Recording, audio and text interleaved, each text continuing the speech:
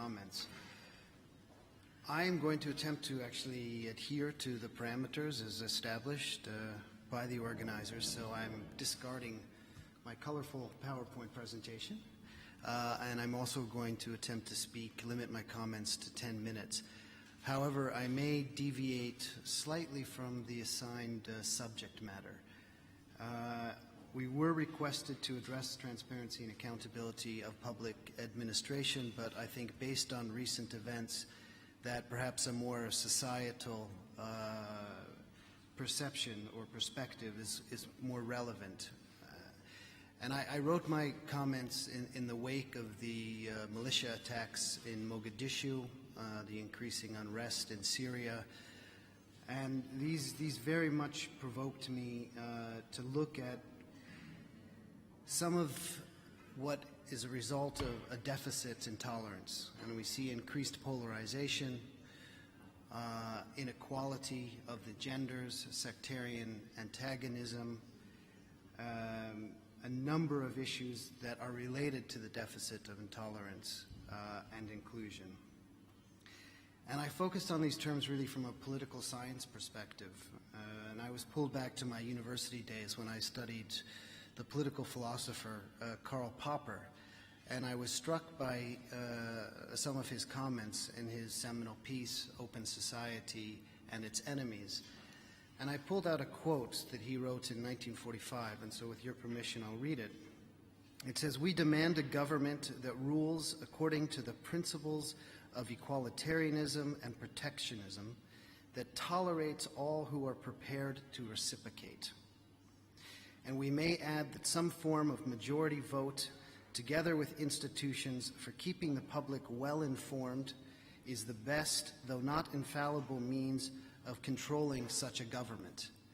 And this may be a fairly tepid introduction to a very dynamic region, but I think it's an important point of embarkation as we discuss issues of accountability and transparency within the MENA region and beyond. And although he resolves that it is public authorities that should ultimately be held accountable, I do think that this should also be extended to citizens, and that's what I would like to premise my remarks on, that an open society and tolerance involves multiple partners, and rather than place the onus only on public administration or institutions of government, the unit of analysis should focus on reciprocity between and amongst states and citizens. And actually viewing one party in isolation of the other can actually contribute to tension rather than collaboration. I don't think this is a novel opinion. It's very much captured in social accountability, for example, which is a buzzword in the development discourse today. But social accountability mainly relies on civic engagement in public affairs, with the flow of exchange occurring between two parties in a linear and generally static direction. So I'm focusing rather on tolerant reciprocity, and this is actually the title of my accompanying paper, which was shared, because I feel it goes a bit deeper into the discussion. And in the framework of state and citizen relations, tolerant reciprocity obliges a role and responsibility towards each other horizontally and amongst each other vertically in the aim of achieving public goods and a comprehensive social contract. And perhaps more importantly, it really extends beyond the tangible mechanisms that we all identify in promoting accountability, such as participatory budgeting exercises, scorecards, etc., but with a view to a more normative and ethical principles such as trust, tolerance, shared social identity, confidence, diversity, and equality. And we all are aware that governance extends far beyond the mechanisms of a ballot box, but it's really a manner of interaction that is embodied by institutions and peers. So moving on to the MENA context, and as we heard, I thought very articulately yesterday, the history of the region, at least the modern history, is centered on the role of the state and the capture of the polity and the economy. And that is that modest development outcomes in the region are largely due to the corrupting influence of rents and the politics of patronage that was just mentioned by Gada. And this has weakened the mutual accountability between states and citizens. And the prevailing form of the social contract in the past, and I think in some countries still continues, was essentially one where the population exchanged or even sacrificed political freedoms in return for the provision of uneven social services and subsidies. So for the past several decades, and we've heard this word used before over the course of the last day and a half, there was a sense of acknowledged paternalism towards citizens from their leaders and the private sector, often in collusion with foreign actors. So this really disrupted, I think, organic forms of social capital to form. Citizens were characterized as either voters, although often in scripted elections, and or consumers, but not as active participants or engaged participants in governance. And so in many countries in the region, this continues to endure. For those undergoing transition, how can countries best break from this past legacy for a new beginning? I think global experience implies that any transition is really about reshaping this engagement between the state and the citizen. Of course, the private sector plays an important role, but I really want to focus now on the state and the citizen. It's about a new legitimacy for the state that relies on the confidence and the political and economic inclusion of all sectors of society, and this obviously applies to MENA because this was a fundamental catalyst behind the different protests. It requires political leadership and will, but this must be coupled with civic demand and civil behavior. And I think so far the trends towards improved governance as traditionally defined are mixed, and the interaction between the state and the citizen has been limited. So in spite of good intentions, tolerant reciprocity has perhaps stalled. There is a lack of data that was mentioned, particularly on longitudinal empirical studies. They're not extensive in the region, but I did try and unpackage some of the that is 2010 and post-2012 Arab events, and I tried to get some of the studies and looked at overall trends, and regrettably they are regressing. So if we look at the state in three critical pillars in the establishment and maintenance of accountability norms, and as a disclaimer, I'm really trying to provide a regional perspective. I'm not pointing out any one given country. We look at access to information as measured through freedom of the press. Freedom House's annual Freedom of the Press Index does provide an indicative measure of the degree of print, broadcast, and internet freedom in countries around the world. And while both new and traditional forms of media are clearly playing a rapidly growing socio-political role in most MENA countries, the Freedom of the Press Index highlights the fact that the Arab states continues to constitute one of the more repressive environments for journalists in the world, although we have seen some encouraging trends in Tunisia and Libya. If we look at transparency as measured by open budgets, the International Budget Partnership's Open Budget Index, I think, gives a good indication of a government's openness and transparency.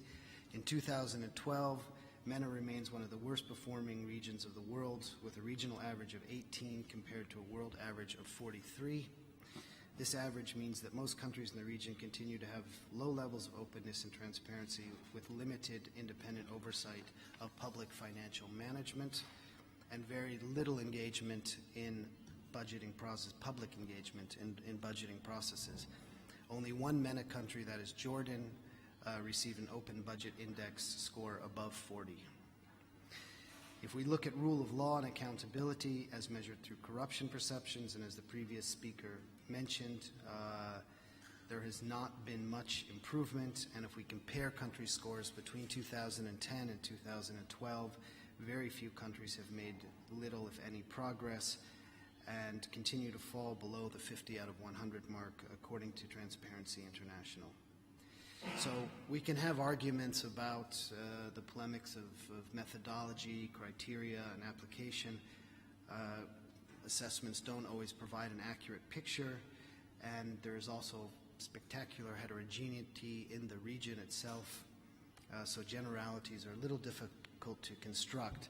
But we have to admit that thus far, post-2011, the public authorities have a rather imperfect record. But this returns me to my previous issue, which is, if we're going to ask this of our public authorities, the concept of tolerant reciprocity also requires we have to ask, how have the citizens of the region fared?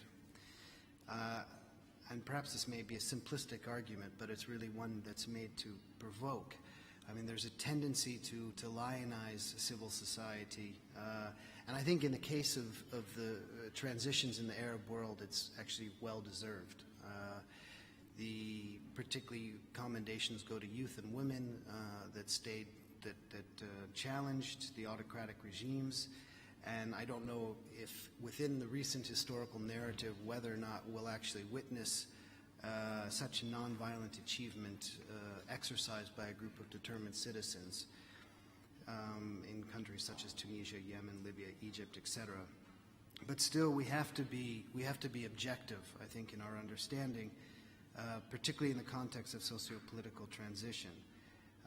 And if public actors also deserve tolerance and reciprocity in return for their good acts?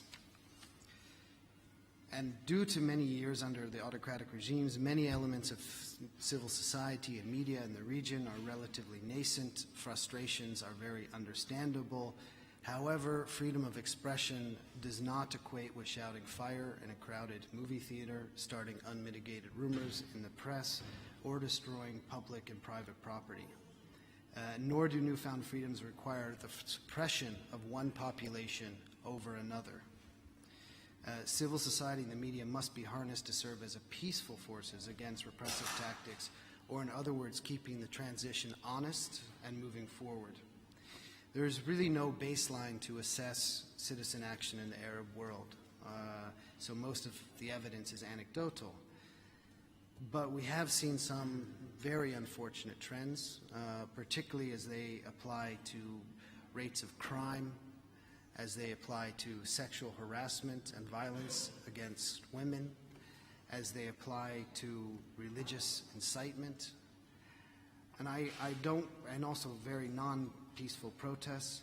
I don't want to dwell on this extensively, but I think it does illustrate the point that citizens need to be equally tolerant towards each other as well as accountable to their public authorities. And so there's no misinterpretation. I mean, I also come from an activist background, and I'm fully supportive of peaceful civic disobedience, but not wanton violence. In closing, I don't want to necessarily point to a glum picture. I mean, in the paper itself, I outline a number of very successful examples of state-citizen interaction, from participatory budgeting exercise in Tunisia, interfaith cooperation project in Iraq, access of information law in Yemen. These are very praiseworthy and deserve scaling up and replication. And I should also say that beyond the basic philosophical underpinnings of moral codes and universal rights, there are no prescribed models for governance in transitional countries. This has been reiterated throughout this event. Each country will decide based on an interactive dialogue, and Western countries shouldn't influence or interfere with this process. The point I'm making is this dialogue can be conducted peacefully or violently. Interaction can be exclusive or inclusive. So the process here really matters just as much as the substance, and shutting out voices is not a healthy foundation for accountability. And there are certainly tough choices ahead. But both the citizens must be responsible, as well as governance structures. It may be a bit cliche to close on a quote, but since I opened up with one, and I think he's one of my personal favorites, which is Nelson Mandela, who is gravely ill right now. But he said, "For to be free is not merely to cast off one's chains, but to live in a way that respects and enhances the freedom of others." And this may be the fundamental challenge to Popper's paradox of tolerance in the MENA region, and could be the premise of the next revolution. Thank you.